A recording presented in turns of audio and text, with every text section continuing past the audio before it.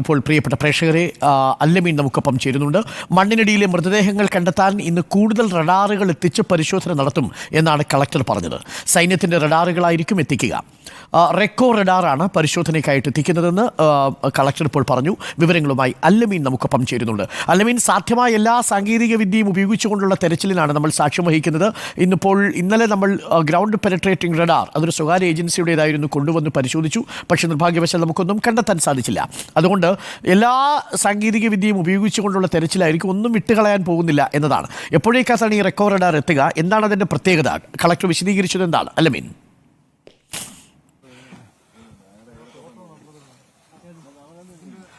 അരുൺ, സംസ്ഥാന സർക്കാർ ആവശ്യപ്പെട്ടതനുസരിച്ചിട്ടാണ് പുതിയ റഡാറുകൾ കൂടി ഇന്ന് എത്തിക്കുന്നത്. സൈന്യത്തിന്റെ റഡാറുകളാണ്. ഒരു സേവർ റഡാറും 4 റീകോ റഡാറുകളുമാണ് ഇതിനോടകം എത്തിച്ചിട്ടുണ്ട്. അത് ഈ പ്രധാനപ്പെട്ട പ്രദേശങ്ങളിലെത്തി പരിശോധിക്കുകയും ചെയ്യും. ഇന്നലെ നടത്തിയ പരിശോധനയേക്കാൾ എന്താണ് ഈ റഡാർ കൊണ്ടുള്ള പരിശോധനയിൽ പ്രതീക്ഷിക്കുന്നത് വെച്ച് കഴിഞ്ഞാൽ, ആഴത്തിലുള്ള വസ്തുക്കൾ കണ്ടെത്തുന്നതിന് വേണ്ടിയാണ് ഈ റീകോ റഡാർ എന്ന് പറയുന്നത്. തിരങ്കൻ മലനിരകളിൽ ഉൾപ്പെടെ സൈന്യം ഉപയോഗിച്ചിട്ടുള്ള റഡാറുകളാണ്. പാറക്കെട്ടുകൾക്കുള്ളിൽ മലനിരകൾക്കിടയിലൊക്കെയുള്ള വസ്തുക്കൾ കണ്ടെത്തുന്നതിന്, കുറച്ചുകൂടി ആഴത്തിലുള്ള വസ്തുക്കൾ കണ്ടെത്തുന്നതിന് ഉപയോഗിക്കുന്ന ടെക്നോളജിയാണ് റീകോ ടെക്നോളജി. സേവർ റഡാറും സമാനമായ ഒന്നാണ്. അത്തരം സംഗതികൾ എത്തിച്ചുകൊണ്ടുള്ള പരിശോധനയ്ക്കാണ് ഇപ്പോൾ ആലോചിക്കുന്നത്. ആ റഡാറുകൾ ഇന്നലെ തന്നെ ഇവിടേക്ക് എത്തിക്കുകയും ചെയ്തിട്ടുണ്ട്. പ്രധാനപ്പെട്ട പ്രദേശങ്ങളിലേക്ക് അതെത്തി പരിശോധിക്കും.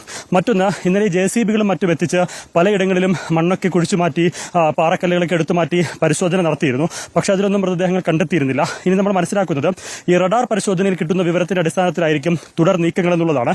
ആ റഡാർ പരിശോധനയിൽ മനുഷ്യ സാന്നിധ്യം എവിടെ കാണുന്നുവോ, മൃതദേഹങ്ങളുടെ സാന്നിധ്യം എവിടെയെങ്കിലും ഡിറ്റക്ട് ചെയ്യുന്നുണ്ടെങ്കിൽ ആ മേഖലകളിൽ വ്യാപകമായിട്ടുള്ള പരിശോധന നടത്തും. അതിലുമൊന്നും കണ്ടെത്തിയില്ല എങ്കിൽ ഒരുപക്ഷെ ഈ ദൗത്യം അത് അവസാന ഘട്ടത്തിലേക്ക് കടക്കുമെന്ന് തന്നെ പ്രതീക്ഷിക്കുകയും ചെയ്യാം. ഏതായിരുന്നാലും അനന്തമായി ഇത് നീട്ടിക്കൊണ്ടു പോവുക പ്രായോഗികമല്ല. പലതരത്തിലുള്ള ബുദ്ധിമുട്ടുകളുണ്ട്.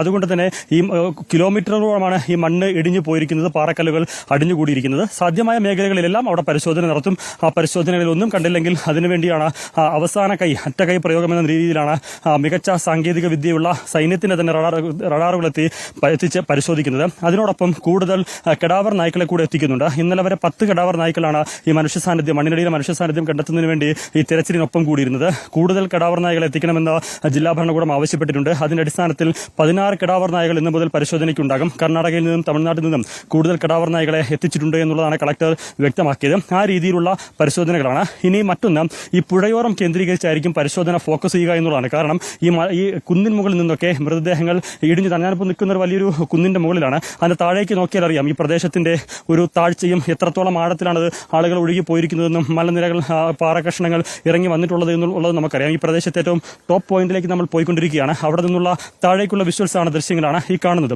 സ്വാഭാവികമായും ഇത്തരത്തിൽ വലിയ പാറകളും മണ്ണും കുത്തിയൊലിച്ചു വരുമ്പോൾ ആളുകൾ ഒഴുകിപ്പോകാനുള്ള സാധ്യതയുണ്ട്. ഒഴുകിപ്പോയവരെല്ലാം ചാലിയാറിന്റെ തീരത്ത് അടിഞ്ഞിട്ടുണ്ടാകുമെന്നുള്ളതാണ് അനുമാനിക്കുന്നത്. അതുകൊണ്ട് ആ പുഴയോരം കേന്ദ്രീകരിച്ചുള്ള പരിശോധനകൾക്കായിരിക്കും പ്രാധാന്യം നൽകുക. ആ പരിശോധനയിൽ സാധ്യമായതൊക്കെ കണ്ടെത്തുക. ഒപ്പം റഡാർ പരിശോധനയിൽ കിട്ടുന്ന സിഗ്നലിന്റെ അടിസ്ഥാനത്തിൽ എവിടെയൊക്കെ പരിശോധന കേന്ദ്രീകരിക്കണമെന്ന് തീരുമാനിക്കുക. ആ പരിശോധനകളിൽ എന്തെങ്കിലും കിട്ടുകയാണെങ്കിൽ അങ്ങനെ, അതല്ല എങ്കിൽ അവസാനം ആ പരിശോധനകൾ ദൗത്യം അത് അവസാനിപ്പിക്കുക തന്നെയാണ്. ഏതായാലും കാണാതായ മുഴുവൻ ആളുകളെയും കണ്ടെത്തുക പ്രായോഗികമല്ല എന്നുള്ളത് എല്ലാവർക്കും അറിയാം. 218 പേരെ കാണാനില്ല എന്നുള്ളതാണ് ഏറ്റവും ഒടുവിലെ കണക്കായിട്ട് കളക്ടർ പറഞ്ഞിരിക്കുന്നത്. കൂടുതൽ ആളുകൾ, കാണാതായവരുടെ കൂടുതൽ വിവരങ്ങൾ, അത് റേഷൻ കാർഡ്, മറ്റു വിവരങ്ങളൊക്കെ ഉപയോഗിച്ച് പരിശോധിക്കുകയാണ്. പ്രാദേശികമായി ലഭിക്കുന്ന വിവരങ്ങളുടെ അടിസ്ഥാനത്തിൽ കൂടുതൽ ആളുകൾ മിസ്സിംഗ് ആയിട്ടുണ്ടോ എന്നുള്ളതടക്ക കാര്യങ്ങൾ പരിശോധിക്കുകയും ചെയ്യുന്നുണ്ട്. ആ കണക്കുകൾ കൂടി വരുമ്പോഴായിരിക്കും എത്ര പേരെയാണ് പൂർണ്ണാർത്ഥത്തിൽ കാണാനായിട്ടുള്ളത് അല്ലെങ്കിൽ മിസ്സിംഗ് ആയിട്ടുള്ളവർ എന്നുള്ളത് കണക്ക് ലഭ്യമാവുക. അരുൺ, ഓക്കെ. അല്ലമീൻ, ഒരു പ്രേക്ഷകൻ ഒരു കാര്യം ചോദിക്കുന്നു. ഇന്നലെ അല്ലമീൻ മുണ്ടക്കൈ ഭാഗത്തു നിന്നും തുടർച്ചയായിട്ട് റിപ്പോർട്ട് ചെയ്യുന്നുണ്ടായിരുന്നു, ഈ പുഞ്ചിരിമട്ടം ഭാഗത്തു നിന്നുമൊക്കെ. ഒരു പ്രേക്ഷകൻ പറയുന്നത്, ഇന്നലെ ഈ നാട്ടുകൃഷി ചോദിക്കുന്നു, നമ്മൾ ആ റഡാർ വെച്ച് പരിശോധന നടത്തി യൂനസിൻ്റെ വീടിൻ്റെ ഭാഗത്ത് ഇന്നലെ കുഴിക്കാതെ പോയൊരു ഭാഗമുണ്ടല്ലോ, അവിടെ വീണ്ടും ഇന്ന് കുഴിക്കുമോ? അങ്ങനെ കുഴിക്കാൻ സർക്കാരിനോട് പറയണമെന്ന്. പക്ഷേ യൂനുസിൻ്റെ അച്ഛൻ മൊയ്തീൻ കുട്ടിയുടെ മൃതദേഹം ചാലിയാറിൽ നിന്ന് കിട്ടി. ഇനിയിപ്പോൾ നമ്മൾ ആ ഭാഗത്ത് കുഴിക്കേണ്ട ആവശ്യമില്ലല്ലോ അല്ലമീൻ. അതായത് ഇന്നലെ റഡാർ പരിശോധന മണിക്കൂറുകളോളം നമ്മളെ ഉദ്യോഗത്തിൻ്റെ മുന്നിലാണ് പിടിച്ചു നിർത്തിയത്. പക്ഷേ ഒന്നും ലഭിക്കാതെ പോയി. അതിൽ ഒരു പക്ഷേ തവളയോ റാറ്റോ ഒക്കെ ആയിരിക്കാം എന്നാണ് തെരച്ചിൽ നടത്തിയവർ പറഞ്ഞത്. ഇനിയിപ്പോൾ ആ കമ്പനിയുടെ മെഷീൻ ഉപയോഗിക്കാൻ സാധ്യതയുണ്ടോ? അതേപോലെ ഇന്ന് ആ ഭാഗത്ത് കൂടുതൽ തിരയേണ്ട ഒരു സാഹചര്യമുണ്ടോ അല്ലമീൻ?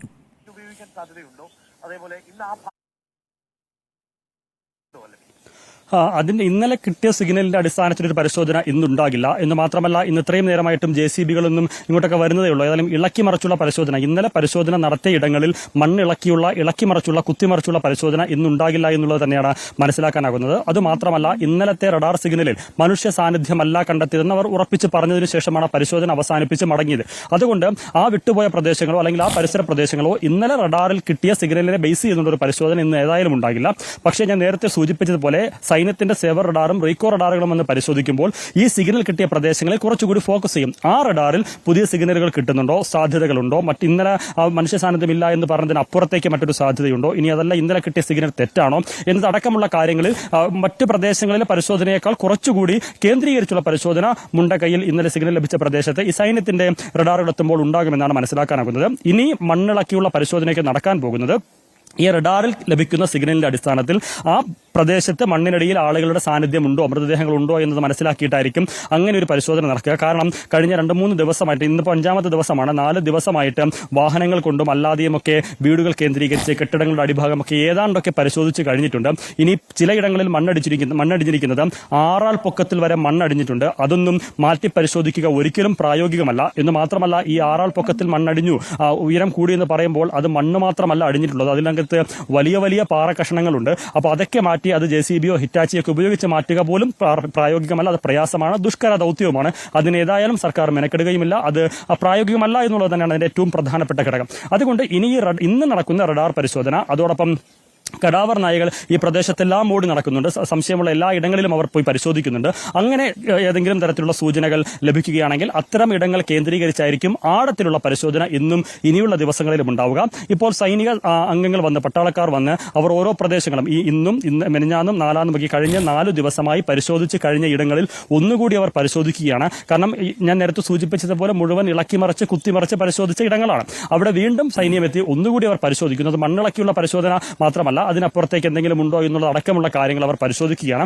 ആ പരിശോധന ഒരുപക്ഷെ ഇന്ന് കൊണ്ട് അവസാനിച്ചേക്കുമെന്നാണ് നമുക്ക് മനസ്സിലാക്കാനാകുന്നത്.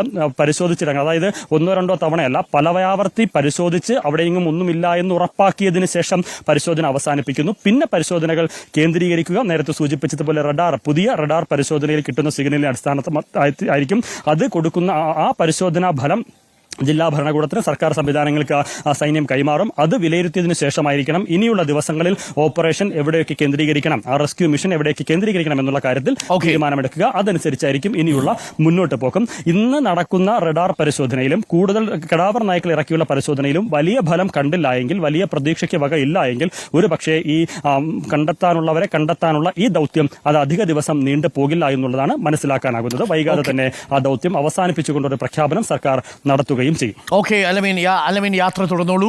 അല്ലമീൻ പ്രേക്ഷകരോട് പറയുന്നത് പോലെ കടാവർ നായ ഉപയോഗിച്ചുള്ള പരിശോധന നടത്തി, റഡാർ ഉപയോഗിച്ചുള്ള പരിശോധന നടത്തി, GPR റഡാർ ഉപയോഗിച്ചുള്ള പരിശോധന നടത്തി, ഡ്രോൺ ഉപയോഗിച്ചുള്ള പരിശോധന നടത്തി, പോലീസിൻ്റെയും ഫയർ ആൻഡ് റെസ്ക്യൂ ടീമിൻ്റെയും ആർമിയുടെയും കോസ്റ്റ് ഗാർഡിൻ്റെയും ഒപ്പം തന്നെ നമ്മളുടെ ഡിഫൻസ് ഫോഴ്സിൻ്റെയും ഒക്കെ നേതൃത്വത്തിലുള്ള സംഘം പലതവണ നേരിട്ട് പോയി തെരച്ചിൽ നടത്തി. JCB-യും ഹിറ്റാച്ചിയും ഉപയോഗിച്ച് മണ്ണും ചെളിയും പാറയും കോൺക്രീറ്റും മാറ്റി തെരച്ചിൽ നടത്തി. ഇനിയും കണ്ടെത്താനുള്ളത് 218 പേരാണ്. ഇതെന്ന് അവസാനിക്കുമെന്നുള്ളതാണ് ചോദ്യം.